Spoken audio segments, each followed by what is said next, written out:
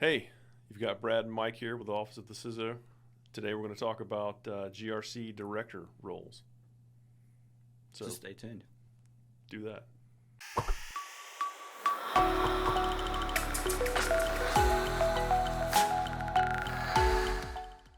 So, Brad, director of GRC. In organizations that you've been a part of, what's their primary focus, their roles and responsibilities, and how essential are they to the group? So high level, the GRC director will be the strategic arm of the governance, risk, and compliance team. They'll handle the overall direction of the GRC team. A lot of times they'll work with the ISSOs and ISSMs to develop templates. Maybe they'll help with their process development and things like that. They'll look for technologies that can support the management of GRC. Tools like Telos Exacta or RSA's Archer. Those types of tools to help manage the day-to-day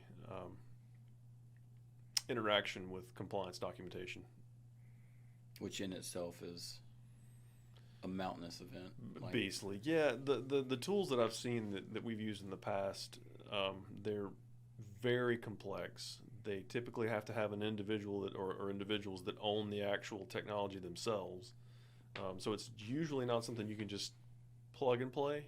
A lot of times the vendors have to build the technologies around your organization and its requirements. And the GRC director would be right there, lockstep, helping the vendors and the ISSOs and ISSMs understand the organization and the business to be able to stand these tools up to be able to manage them.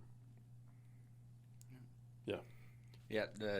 This is one of the few areas where we are in complete alignment as far as what a role truly does. I mean, we just have our different ways of doing things, right? Yeah.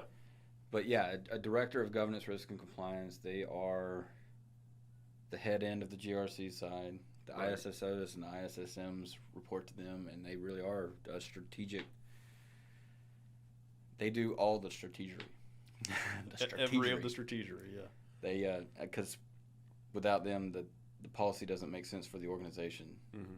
The compliance checks don't make sense because they aren't in line with things, and then you end up with the whole, risk side of things. If you have people that don't understand the business and they're writing policies about it, they might write requirements that require the business to mitigate a threat that isn't worth mitigating. That isn't really actionable for that Yeah. for that organization. Yeah. So, Yeah. yeah. So GRC, governance, risk, and compliance, we usually call them the unsung heroes of cybersecurity because they don't get the requirement, or they don't get the credit they deserve. Yeah, they don't get the pomp and circumstance of the technical guys that make stuff work. Yeah, and the director of Yeah. that group, if you ever see a GRC guy walking by and you get the vibe that he might snap, it's because he's looked at a whole bunch of documentation that's not related to his organization.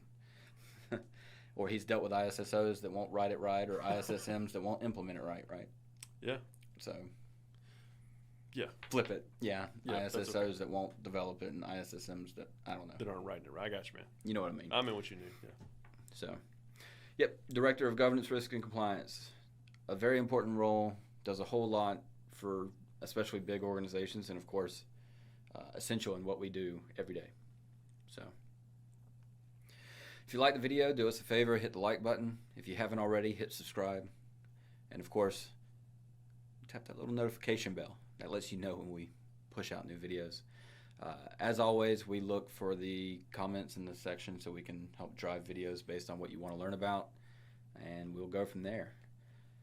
So until then, keep your attack surface small so you can get more sleep. I like it. I like it too.